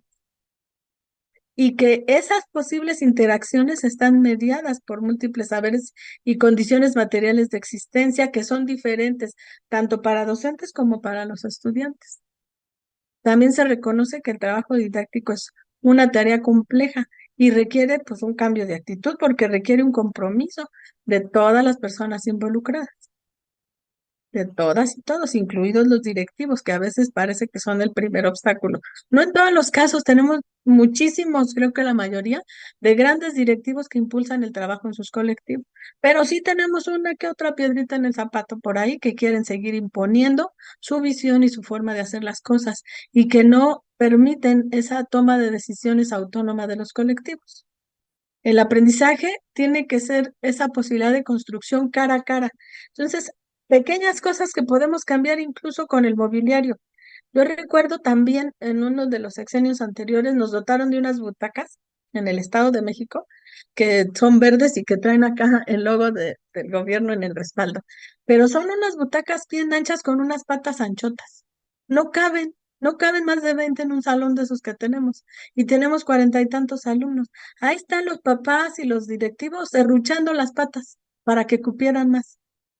O sea, el mobiliario también está mal adquirido. Tenemos que influir en eso. Tenemos que alzar la voz, porque recibimos lo que nos da, porque hasta decimos, ay, por fin nos dieron algo. Cuando hay una obligación del gobierno de dotarnos de infraestructura, eso también lo tenemos que ver para que el mobiliario tenga la posibilidad del trabajo de interacción cara a cara. Si lo dicen los documentos normativos, si no, no tenemos eso, ¿no? Norma Amalia, tú estás entendiendo mal las cosas. Dice, si no logran comprender el contenido porque los alumnos decidieron no ser parte de su aprendizaje, pues entonces el problema lo estás teniendo tú sobre la forma en que se lo estás presentando. Fíjense, también hay, o sea, la autonomía, por ejemplo, es una construcción, no se otorga así de facto, y no es, ya eres autónomo, haz lo que quieras. No, la autonomía no es hacer lo que quieras. Si quieren, luego hacemos una conferencia sobre autonomía porque la entendemos mal. Esto que está diciendo Norma Mali acerca de, entonces el estudiante decide no, o sea, no es así, no es así, todo eso tiene que ser un parte de un proceso constructivo, porque entonces estás entendiendo mal las cosas. Tú, ok. Bueno, entonces el trabajo didáctico lo que requiere también es que el alumno construya esa tarea de aprendizaje como un proyecto personal y ahí entra esa posibilidad de la autonomía. Si nosotros no logramos construir esa posibilidad de que el alumno sea partícipe de su propio proceso de aprendizaje, es que estamos fallando en el proceso de enseñanza, ¿sí? Esas interacciones son las que tienen que ir modificándose. Y todo aprendizaje requiere un esfuerzo. Todos estos párrafos de estas últimas 5 diapositivas son del programa sintético, en la parte introductoria de cada programa sintético de las fases, donde vienen los campos y sus contenidos y PDA. Y ahí dice que todo aprendizaje requiere de esfuerzo, pero al mismo tiempo requiere satisfacción personal y colectiva. Si yo tengo al alumno solo amenazado de que no está cumpliendo y le voy a bajar puntos y demás, no hay satisfacción. Y entonces no logra esa experiencia del éxito, ese eureka del aprendizaje. Y entonces a lo mejor toma la decisión como dice Norma, ¿no? Dice, no, pues eso no me importa. Pues te toca hacer que le importe a partir de sus intereses, sus necesidades y el conocimiento que tú tienes de tu estudiante. Y no se trata de ponerle piedritas en el camino, porque ahí dice, no, ese esfuerzo que se requiere no significa crear dificultades en las tareas demandadas. Ah, pues como significa esfuerzo, entonces la va a poner difícil, ¿no? O sea, no es ese tipo de esfuerzo, sino se trata de que se vaya superando a sí mismo, para que entonces vaya dándose cuenta de sus logros y tenga esa satisfacción personal y colectiva, ¿sí? Para que él vaya comprendiendo en dónde estuvo la dificultad que no le permitió lograr el aprendizaje. La actitud del estudiantado para el aprendizaje mejora cuando se reconocen sus aciertos, por pequeños que estos sean, cuando le permite analizar lo que queda pendiente por alcanzar. Y eso es lo que nos toca hacer en esos puentes pedagógicos. En términos de Vygotsky, estaríamos hablando de ayudarle con el andamiaje a ir de la zona de desarrollo real a la zona de desarrollo próximo. ¿sí? Y eso también se puede hacer entre pares, con el trabajo de tutoría que también nos han recomendado en algunas sesiones de consejo técnico. Campamentos MIA, tutoría y el trabajo por proyectos son las tres estrategias que nos dijeron, ¿no? Fundamentalmente. Entonces, corresponde al docente aquí, o el docente, decidir el momento en que esa dificultad reclama realizar un abordaje específico, desde la lógica, por ejemplo, de una disciplina. Y entonces poner el andamiaje necesario con unos alumnos de una forma y con otros de otra. O en tutoría entre pares, también les decía, eso es posible para poder ir logrando, ¿no? Y entonces, ¿qué tenemos los docentes como base para hacer todo eso? Pues nuestros PDA. De ahí partimos. Por ejemplo, este PDA que viene aquí de preescolar, que dice expresión de emociones y experiencias en igualdad de oportunidades, ese es el contenido. Y de ahí voy viendo el PDA que dice, representa emociones y experiencias de manera gráfica, haciendo uso de dibujos o recursos de los lenguajes artísticos. Y luego avanza hacia elegir recursos gráficos como símbolos, dibujos u otros lenguajes para representar las emociones. Y finalmente combina recursos gráficos de esos lenguajes artísticos. Entonces va evolucionando en su proceso de desarrollo de aprendizaje de un nivel al otro. Y la evidencia es cómo expresa con su rostro, con palabras, con movimientos corporales, las emociones que él puede manifestar. La alegría, el enojo, el miedo, el aburrimiento. Cuando él empieza ya a combinar recursos gráficos y a explicar, compartir sus producciones para poder decir qué quiso representar ahí, entonces ya está en el nivel 3 de PDA. Y eso pues lo hace el niño, lo verbaliza, lo dibuja, lo expresa con diferentes recursos, como aquí lo marca. Y eso es lo que voy a evaluar. Eso es lo que voy a evaluar. Y así tengo yo mis PDA y mis contenidos. Por ejemplo, este es de primaria, figuras geométricas y sus características, están los PDA. Yo voy a pensar qué actividades voy a diseñar para que mi estudiante demuestre lo que aprendió, para poder evidenciar esos logros de aprendizaje. Y entonces, a lo mejor yo tengo segundo, pero mis niños están en un nivel anterior, todavía no han logrado esto. Entonces, voy a empezar a trabajar forma y número de lados, para que empiecen a trabajar, reconocer y describir oralmente y por escrito sus nombres, sus propiedades, utilizando un lenguaje formal para poder referirse a ellas, ¿no? Y entonces es cuando ya puedo empezar a ver cómo avanza. Si ya logro que un grupo de mis 40 niños, una parte pase a otro nivel del PDA, esto también tiene que ver un poco con esos niveles taxonómicos de los procesos de aprendizaje. Entonces ya lo voy a llevar a construir composiciones geométricas cada vez más complejas y a clasificar y describir polígonos por el número de lados, que si no lo logran primero, lo logran en segundo. Porque hay niños que vienen con un preescolar de 3 años o con un ambiente educogénico de casa que ya logran trabajar esto desde primer grado. Pero eso solamente lo vas a ver en docente. Y es al que le toca ir diseñando lo que sigue a partir de los materiales que tiene a la mano. Hay muchos materiales de antaño que me pueden servir, nada más que yo tengo que ser selectivo en esos materiales. También en este libro sin recetas, que lo vamos a revisar en el consejo técnico, dice que para que la evaluación sea verdaderamente formativa, tiene que ser congruente con esa enseñanza situada, que se deben proponer estrategias e instrumentos que realmente evalúen aprendizajes en el contexto del aprendiz. Se trata de centrarse en el desempeño y eso implica que tenemos que ver cómo demuestra él sus conocimientos, sus habilidades, actitudes, no cómo yo evalúo si las tiene, sino cómo él las puede demostrar. Y entonces tengo que crear los escenarios como las exposiciones, las demostraciones de lo aprendido, la posibilidad de participar en debates, en asambleas, en elaboración de podcasts, en elaboración de documentales. Por ejemplo, en una de mis secundarias hicieron una feria del nopal con una investigación acerca del nopal y sus nutrientes. Hicieron muchas cosas en las diferentes asignaturas con el nopal, trabajo en secundaria.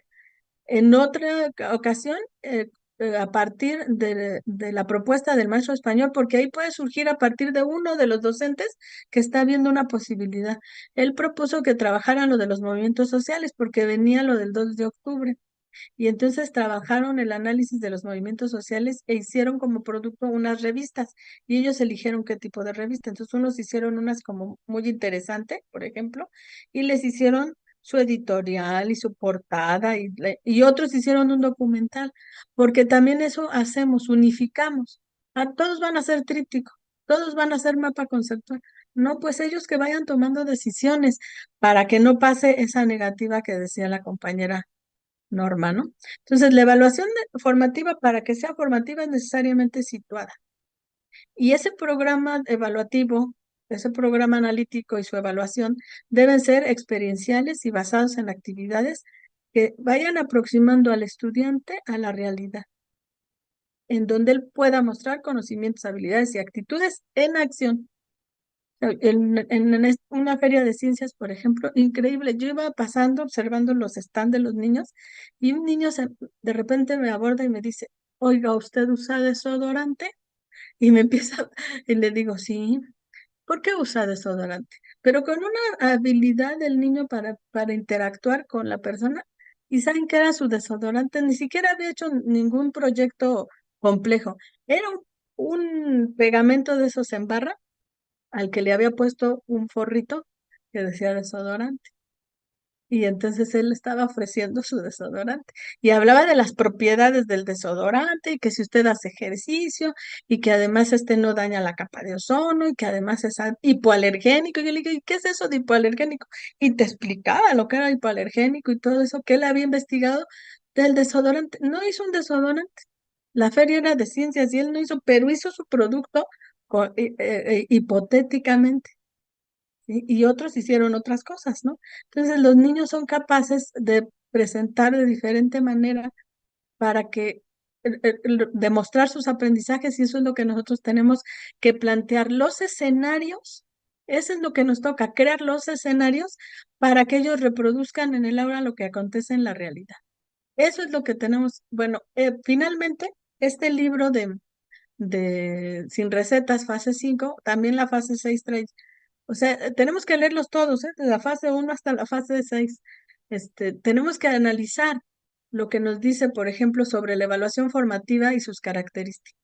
Enfatizar la evaluación de los procesos, no de los productos o los resultados. Buscar la coherencia entre las situaciones de aprendizaje y de evaluación para que sea congruente el proceso. Valorar la significatividad del aprendizaje. El estudiante responsable de su propio aprendizaje, que él asuma esa responsabilidad. Vincular lo aprendido con situaciones reales o realistas.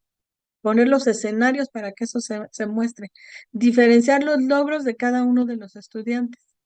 No es lo mismo. Un estudiante que leía con fluidez y mejoró su posibilidad de lectura o de comprensión lectora es diferente a aquel que traía dificultades de lectoescritura y que apenas está logrando, por ejemplo, ampliar su vocabulario o entender algunas palabras.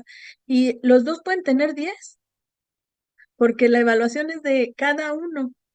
El que logró superarse a partir de lo que él hizo es diferente del otro. O una estudiante con alguna discapacidad, por ejemplo, asociada a, no sé, al oído, a la vista, es diferente su logro. Y su logro puede ser mínimo a la vista de los demás, pero para él un paso gigantesco. Y tengo que diferenciar los logros de cada uno de los estudiantes y los dos pueden tener 10, pero el 10 de Diego, que es deficiente auditivo, es diferente al 10 de María, que es una niña que no tiene discapacidad. Es diferente, porque cada uno se lo ganó a su manera, ¿no? Sí. Y obviamente integrar la auto y la coevaluación y hacer uso de diversos instrumentos como los que estuve mencionando. En mi presentación, que trae varias diapositivas, tengo ejemplos sobre evidencias, sobre algunas formas de hacer la retroalimentación. Ya no me da tiempo de trabajarlo, pero se los voy a dejar porque está en la presentación y vienen ahí ejemplos también de portafolios y demás con los cuales podemos trabajar. Hasta aquí le dejo por ahorita para contestar las preguntas. Muchas gracias. Doctora, muchas gracias por esta extraordinaria conferencia que sin duda nos lleva a la reflexión, sobre todo para mejorar nuestra práctica docente, que ese es el objetivo principal. y esto es en beneficio de nuestros estudiantes. Antes de continuar con la sesión de preguntas y respuestas, recordarles a quienes se inscribieron a través de la plataforma del Sistema Integral de Formación Continua que verifiquen el link, ya está el link para que puedan registrar su asistencia y puedan obtenerla. Asimismo, pues los invitamos a que se suscriban a la página de la Subdirección de Formación Continua en el canal de YouTube, dando clic en la campanita. Y de igual forma a seguir las redes sociales en Facebook y Twitter de la Subdirección de Formación Continua. Ahora daremos paso a la sesión de preguntas y respuestas, no sin antes agradecerles todas las preguntas planteadas. Son muchas preguntas, doctora, muchísimas vemos en el chat, y la participación activa de los docentes que nos acompañan en la transmisión. Muchas gracias, maestras, maestros. Aquí vamos a retomar algunas cuantas, sobre todo por los tiempos. La zona escolar J144 pregunta lo siguiente: ¿por qué al nivel preescolar se le pide una evaluación sistemática y a nivel primaria y secundaria no se les pide elaborar diarios de trabajo? ¿Por qué no se les pide a los docentes? ¿Es la pregunta? Dice, ¿por qué en el nivel de preescolar se le pide a los docentes una evaluación sistemática y a nivel primaria y secundaria no se les pide elaborar diarios de trabajo? Ok, bueno, aquí tenemos un problema con esa idea de que nos piden. O sea, ahí ya está el acento. A ver, ¿quién nos pide? Fíjense que yo en los 40 casi años, tengo 39 años de servicio. Todos los he trabajado aquí en el Estado de México. Pero había alguna ocasión que de repente decían, oigan, es que hay que hacer esto. ¿Quién lo pide? Toluca. Toluca se volvió el ser omnipresente, sin rostro, que pide todo. Todo pide Toluca. Entonces, y resulta que no. Por ahí rastreando el asunto, algún mando medio, alguien se lo inventa por el camino. Entonces tenemos que quitarnos esa idea de que nos piden. A ver, ¿el diario de trabajo es útil para la educadora? Que lo siga haciendo. ¿El diario de trabajo es útil para otro nivel educativo? Hay que aprender a hacerlo y usarlo. ¿Quién lo decide? Con autonomía, el colectivo docente y cada docente. Entonces nos tenemos que quitar esa idea de que se pide. Ahora que la evaluación sea sistemática, el diario de trabajo también es sistemático. ¿Por qué? Porque va haciendo registros. Entonces, y en el caso de primaria y de secundaria, en algunos otros niveles es complicado para las y los docentes por el número de alumnos el hacer diarios de trabajo, pero sí llevan bitácoras. Entonces, la utilidad de la herramienta se la va a dar el docente. No que tenemos que quitar ninguna herramienta, ni los exámenes, son útiles, pero depende del sentido que se le da, de la forma en que se utiliza y de las decisiones que vamos tomando en el colectivo para que eso tenga utilidad. Sí, así es. Gracias, Dice doctora. Antonio Gallardo que sí, que eso se llama burocracia. Así es. Muy bien, gracias, doctora. La siguiente pregunta es por parte de Berenice Florín y nos comenta lo siguiente. Em, en preescolar, ¿cómo realizar la redacción de las observaciones? ¿Qué cuerpo debe llevar? Pues en supervisión nos exigen mucho, pero no hay mucha información. ¿Qué se hace ahí? Otra vez. ¿Qué debe? Aquí no hay debe. Aquí es lo que tú consideres conveniente. Que supervisión te exige de una forma, hay que dialogar con supervisión, hay que dialogar con el asesor metodológico y hay que ver por qué lo está pidiendo así, desde qué paradigma lo está viendo. Porque fíjense, el otro día veíamos una herramienta de observación de la clase del docente. Entonces yo les decía, a ver, ¿quién hizo esa? No sé, un supervisor o un asesor metodológico, un director. Y es, esa herramienta de observación de la práctica docente dice, ¿el docente entregó su planeación? Sí, no. ¿El docente planteó un propósito? sí, no. Y así su lista venía largota de signos de lo que iba a ir a ver, a verificar que el docente cumpliera y tachar con sí o con no. ¿Desde dónde construiste esa herramienta? Desde tu idea de lo que es hacerlo bien. Esa es tu idea. No la construiste con ellos. Entonces pierde toda validez ese documento o ese instrumento como herramienta de la observación de trabajo docente para hacerle acompañamiento o asesoramiento. Porque de entrada la construiste tú solito, la tienes que construir con ellos, para que entonces juntos tengan un punto de partida desde donde vamos a ver esa observación. Y tu observación no es para ir a ver si lo hizo o no lo hizo, porque no eres verificador, si no estás en el centro de verificación automotriz, donde ahí sí tones checklist, si no, si pasó y le pongo la calcomanía. No es así. El docente es un ser humano que ha construido su ser docente a partir de sus vivencias, de su formación y demás. Que tú estés ahorita en un cargo, eso es otra cosa diferente, pero no te da ninguna autoridad para ir a decirle sí o no, y estás mal. Me llegó a tocar alguna vez un asesor que le rompió una planeación al docente y le dijo, está mal, así no se hace. Imagínense.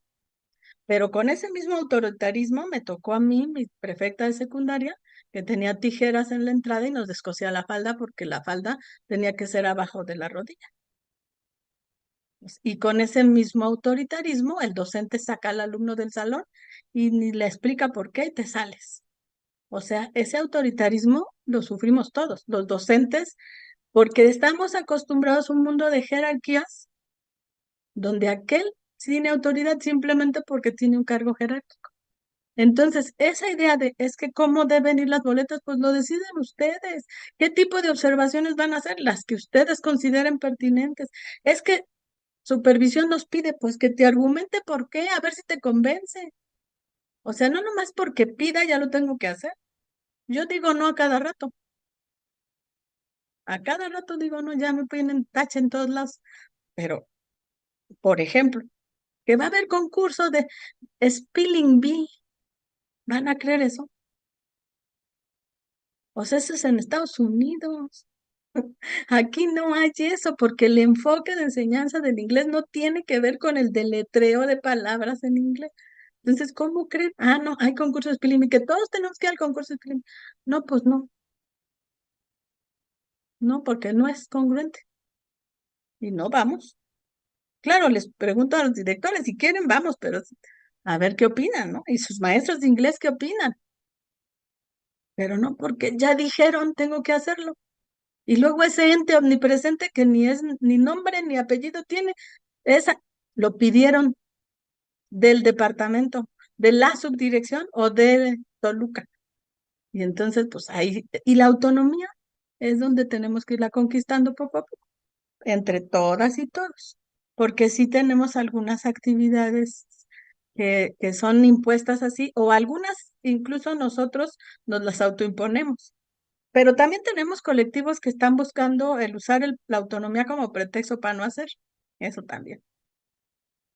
¿Sí? Entonces, si yo estoy demostrando logros de aprendizaje y demás, pues puedo ser desobediente con causa.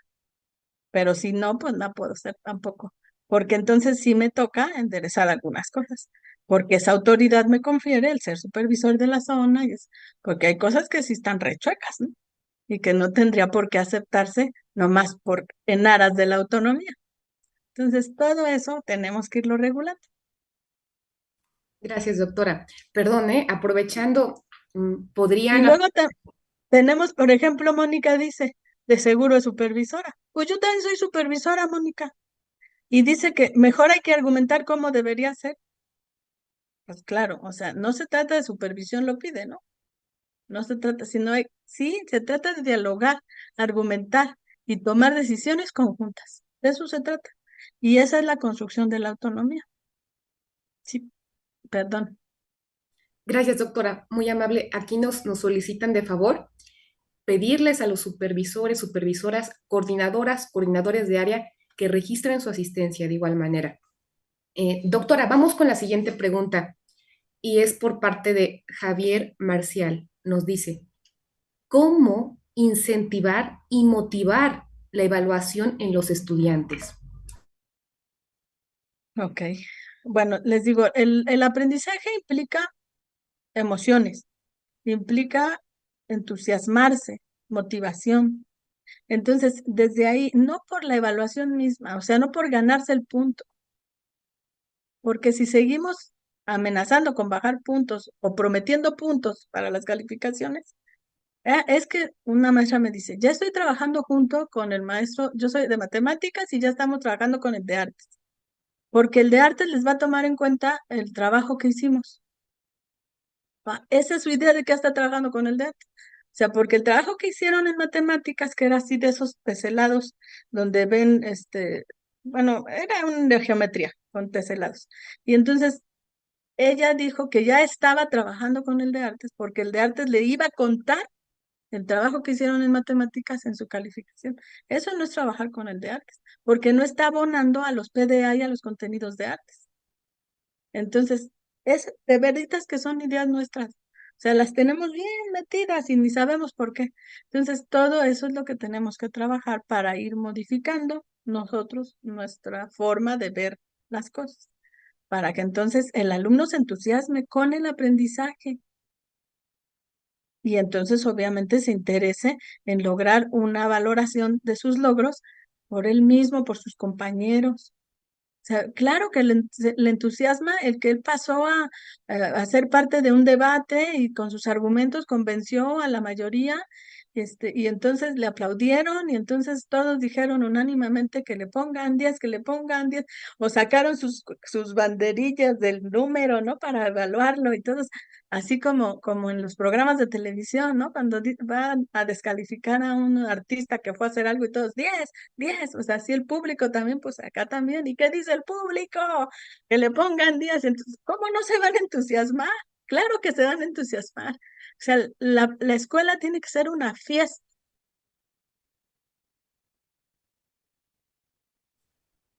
Gracias, doctora. Hay muchas preguntas, pero bueno, por los tiempos vamos a finalizar con la siguiente. Eh, Esta pregunta es por parte de la maestra María Isabel Gutiérrez Martínez y nos pregunta, ¿qué pasa con los alumnos que no lograron adquirir los PDA o que faltan demasiado? ¿Cómo se les evalúa? Bueno, el asunto de que no logran es algo que tenemos que ir trabajando poco a poco. Obviamente, para lograrlo, lo primero es que asista, ¿verdad? Entonces, si no está asistiendo, ahí tengo una situación que tendríamos que trabajar en el programa de mejora continua. Si hay mucho ausentismo, tenemos que ver qué estrategias. Ahí viene la importancia de coordinarnos entre lo que es el programa analítico, que va dentro de esa planeación más grande, y lo que es el programa escolar de mejora continua, porque el que los alumnos falten a la escuela tiene que ver tanto con la valoración de los padres, a lo mejor con situaciones socioeconómicas. Tenemos que conocer más a los alumnos para saber qué es lo que pasa. Teníamos, por ejemplo, un alumno que faltaba cada mes 4 o 5 días. Entonces, averiguando por qué faltaba cada mes 4 o 5 días y periódicamente se veía, resulta que esos días le hacían quimios a su mamá. Entonces, él tenía que hacerse cargo de los hermanitos. Y él era de secundaria y los hermanitos eran más pequeños. Entonces, en lo que la mamá tirada, ¿no? Con los efectos de la quimio. El papá tempranito se iba a trabajar. Y entonces él tenía que darle comer a los hermanitos que desayunaran, que se prepararan para la escuela. Por más que se apuraba, no llegaba a las 7 y cuando llegaba ya estaba la puerta cerrada. Entonces, falta. 5 falta. Al mes siguiente otras 5 falta. Y entonces ahí decimos, es que no logró los PDA. Pues obvio, ¿no? Tendríamos que buscar ajustes razonables para que ese niño esos días no se preocupara por ir a la escuela y se ocupara de lo que tiene que hacer allá y trabajar a distancia lo que tuviera que atender en el tiempo que pudiera, un tiempo considerable para que entonces sí se vayan logrando. Pero entonces es diferenciado el asunto, porque hay que ver por qué faltan. Y hemos tenido campañas, los fuimos a buscar hasta su casa, ¿no? Con las campañas que hicimos para que regresaran a la escuela. Y pues eso también nos toca, y ver por qué faltan a la escuela. Obviamente hay unos que no lo van a lograr. algunos aprendizajes no los van a desarrollar, pero nos toca plantear en esa retroalimentación y esa posibilidad de los reportes que hacemos, las fichas descriptivas para el maestro que sigue, para que sepa cuáles son las consideraciones que va a tomar para ese niño, para que vaya logrando esos aprendizajes, porque hay unos que de todas maneras no, aunque vayan, unos no. Entonces, no, o sea, eso es lo que tiene que considerar la educación. Y entonces empezar a ver, o sea, yo tengo ahorita un niño con síndrome de Down que acaba de entrar a primero y de primero a sexto estaba, o sea, iba bien su desarrollo y todo, pero el vocabulario que el niño logró hasta donde llegó como si hubiera llegado a un tope. Entonces, ya de ahí parece como si no avanzara, no avanzara, no avanzara. Entonces, tenemos que ver qué terapia se está tomando y también necesitamos el control de esfínteres porque tiene un problema con eso. Y ya en secundaria, pues es bien complicado, ¿no? Entonces, el papá decidió poner maestra sombra, pero el papá tiene posibilidad de pagarla. Y entonces con maestra sombra se puede trabajar, pero ese es un niño diferente a otro. Y entonces cada uno es diferente y ese niño no va a lograr los PDA igual que los otros, porque tiene una discapacidad y hay una barrera para el aprendizaje y la participación que yo lo que tengo que hacer es minimizarla para que vaya logrando su propio desarrollo. Entonces, bueno, con cada uno es diferente. Eso es lo que podemos decir. Gracias, doctora, por su extraordinaria participación, por resolver estas dudas, estas inquietudes. Hay muchas, le comentamos, pero atendiendo al tiempo, pues estas únicamente se pudieron resolver. Em, Antes de continuar, bueno, recordarles a quienes se inscribieron a través de la plataforma del Sistema Integral de Formación Continua, registren su asistencia en el link compartido a través del chat de las plataformas Zoom y YouTube para la elaboración de su constancia.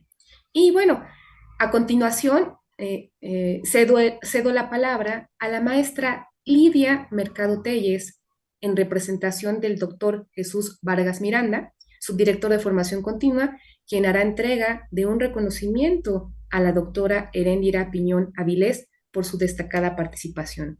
Adelante, maestra Lidia. Doctora, ha sido un placer escucharla. Nos lleva a la reflexión. Seguramente tendremos que hacer un análisis propio, una retroalimentación, una autoevaluación para reconocer cuáles son los procesos en los que tenemos que seguir transitando para mejorar nuestras prácticas evaluativas. Seguramente es un camino difícil, ya usted lo comentó, es largo, arduo y se encuentra lleno de baches, lleno de hendiduras, lleno de árboles caídos, etcétera. Pero creo que es un buen momento para reiniciar con estas prácticas, este proceso de formación que nos ayude a reconocer aciertos, no errores. Ese proceso de evaluación que nos ayude a ser más humanos como maestros y fortalecer una educación humanista y ética, como lo enmarca nuestro subdirector y nuestro subsecretario. Le agradecemos de manera muy puntual la apertura que ha tenido con nosotros. Sea siempre bienvenida a los centros de maestros estatales. Es un honor contar con su presencia. Y al equipo de centros de maestros de Teotihuacán, mis más sentido agradecimiento y reconocimiento por estas acciones de formación que nos fortalecen a todos. Maestra Eri, nuevamente haga por favor nuestro reconocimiento y agradecimiento al subdirector regional, siempre atento a nuestros trabajos. Gracias por este trabajo colaborativo que nos da fuerza para continuar. Le presentamos un reconocimiento, si me hace favor, maestro Mario. La Secretaría de Educación, Ciencia, Tecnología e Innovación del Gobierno del Estado de México y la Subsecretaría de Educación Básica a través de la Subdirección de Formación Continua otorga el presente reconocimiento a la doctora Heréndira Piñón Avilés por su destacada participación como ponente en la conferencia La evaluación de los aprendizajes en la nueva escuela mexicana. dirigida a los docentes de educación básica. Firma el doctor Jesús Vargas Miranda en suplencia de la Subdirección de Formación Continua, Toluca, México, 14 de noviembre 2023. Muchísimas gracias, doctora.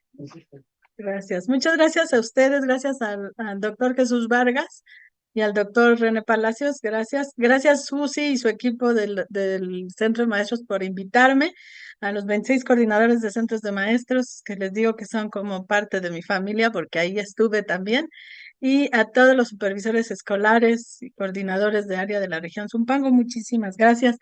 Me piden ahí en el chat que les deje datos de localización. Mi grupo de Facebook se llama Asesoría Técnico-Pedagógica. Ahí encuentran toda la información. También pertenezco al equipo de la avanzada de la Nueva Escuela Mexicana con el doctor Sergio Tobón y el maestro Sergio Andrés Rubalcaba. Ahí nos encuentran como avanzada de la Nueva Escuela Mexicana. En las páginas de RENACET, que es la Red Nacional de Capacitadores en Educación, a donde hemos organizado algunas actividades, congresos, eventos, y tenemos pues cursos también que pueden ustedes aprovechar. Tenemos uno próximo con el doctor Tobón y el maestro Sergio Rubalcaba. Entonces, sobre evaluación, le llamamos taller práctico. Les dicen, es que eso es un pleonasmo, si es taller es práctico. Pues sí, pero queremos reafirmar que es práctico para poder generar herramientas de evaluación cualitativa. Yo conozco a muchos de ustedes, muchas gracias que están por aquí. Es un honor volverlos a encontrar. Y además, pues también soy formada en escuelas, la normal superior la cursé en Ecatepec, en la normal 2, en la normal superior número 2, y ahí también en el ISEM hice una especialidad, mi maestría, mi doctorado, así que pues soy un poquito estatal, por eso. Muchas gracias. Gracias, doctora, por su extraordinaria participación y si nos permite, pues la volveremos a invitar. Muchas gracias. Cerramos con esta frase de Howard Gardner: una escuela centrada en en el individuo tendría que ser rica en la evaluación de las capacidades y de las tendencias individuales. Intentaría asociar individuos no solo con áreas curriculares, sino también con formas particulares de impartir esas materias. Estimadas maestras y maestros, a nombre de la Subdirección de Formación Continua y del Centro de Maestros de Teotihuacán, damos por concluido este importante evento. Gracias a cada uno de ustedes por su asistencia, por su participación, pero sobre todo por su confianza. Hasta pronto.